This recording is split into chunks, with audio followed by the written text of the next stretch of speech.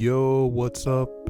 Wizard101. This is Charles Winterman, and today I am bringing you Death and Fire Dual Skull build. This is one of the most funnest builds I have built so far, and I want to just give you the stats and just get right into it.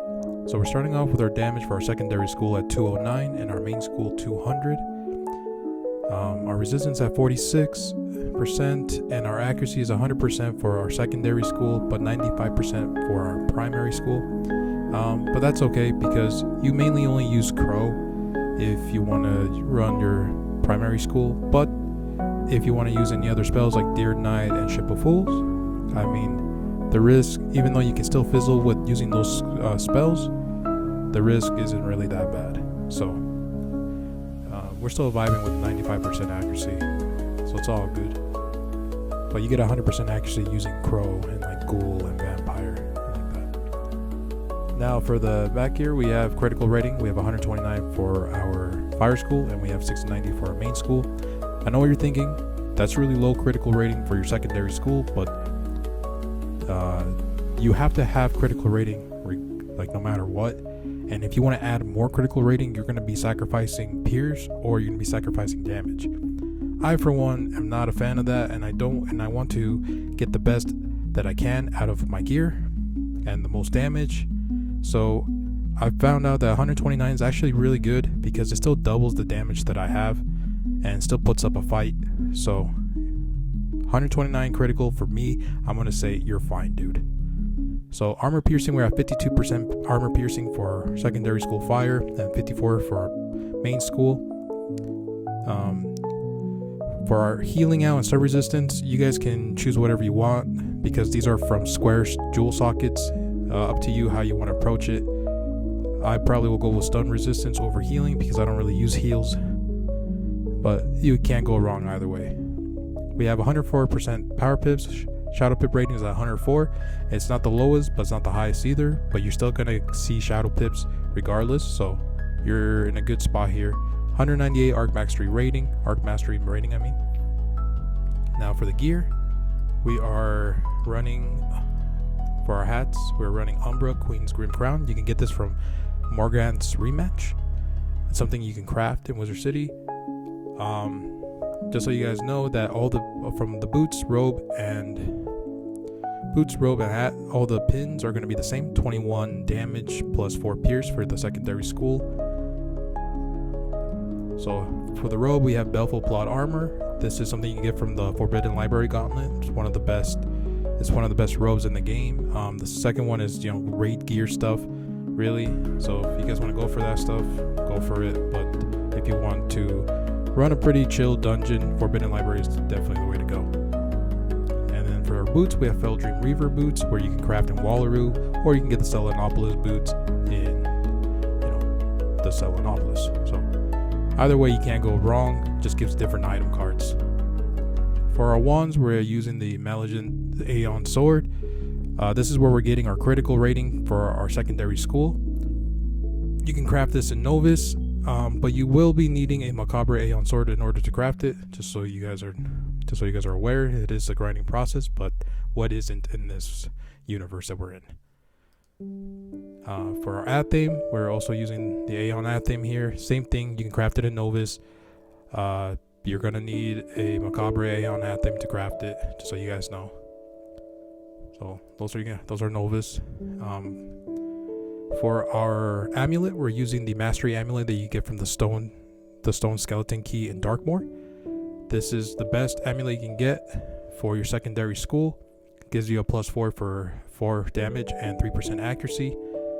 So definitely I recommend going for this. If you don't, you can go for the Exalted Fire Amulet.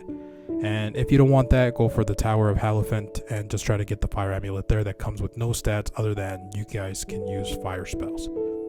So these are the options that I would recommend. But again, save up the stone keys. You can farm Jabberwock and go for this amulet. No matter, it took me a lot of stone keys, but at the end, it's going to drop. So be patient with the process, as everything else. For our ring, we're using the Feldream Reaver ring. You can craft this in Wallaroo as well, just like the boots. we're going with this over the Macabre, or not the Macabre, but the Ringing Crafting Novus, because the Novus one gives you a little bit less damage just by 1, and a little bit more less damage for your main school. So that's why we're going with that. Feldream Reaver is definitely the best one because it gives 12 universal damage. And for the deck, we are using our Deadly August Sage deck, which is something you can craft from Takanubu and Mushu. He's a gold skeleton key boss. You guys can one-turn him. There's a lot of tutorials, and it's a very fun and easy chill fight to be able to craft these gears. Deadly August Sage gear set is one of the best gear sets that you can get from a gold key boss. I think it's been really good for Pierce and Shadow Pip ratings. So that's why I encourage always to be going for this. When it comes to the deck, I would encourage go for the Deadly August Sage deck. You can go for the Feldream Reaver too, because the item card is good there. But I love this one because it comes with Dark Surge, which is a really cool item card. You can either train for it, but it's awesome. So I recommend going for this one. And we're using for the jewel sockets. I know I kind of ran through it quickly, but we're just using dual schooling Pierce. So we have Death and Fire Pierce. For the tier jewel sockets, you guys can pick anything. I much rather have, instead of health, I much rather add my item cards, more spells. So I have like the Balanced Feint. I definitely recommend getting Balanced Feint, at least 1. But yeah, and a Balanced Blade as well. So because they're just universal.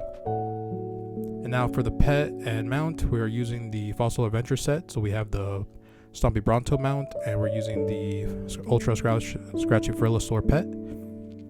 When it comes to the stats of the pet, I would recommend to go for all damage, all fire damage, and universal damage. That way, even though you will lose Pierce in the long run, you will still make up for it for the damage that you add on. So you're vibing on it. So definitely encourage you guys to go with that. But if you want to just build this basic one, just go for a Sparkling Elf in the kiosk, and you can just keep hatching there to get this. But when it comes to dual schooling, I always recommend going for all damage. But yeah, guys, that's everything. So thank you for watching. I appreciate you and your time, and always make this gear better by you guys testing it out and coming up with your own ways of making the experience even more fun. So that's my always goal, is to inspire you guys just to keep making things better for everybody, for the community, and for every wizard in the spiral.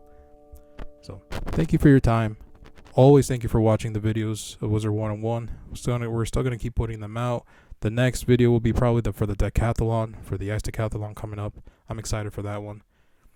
But thank you guys. Thank you. I can never say thank you enough for the love and support you have shown this page, and the views and the comments and the likes. Just thank you always. I'll see you on the next one. Bye.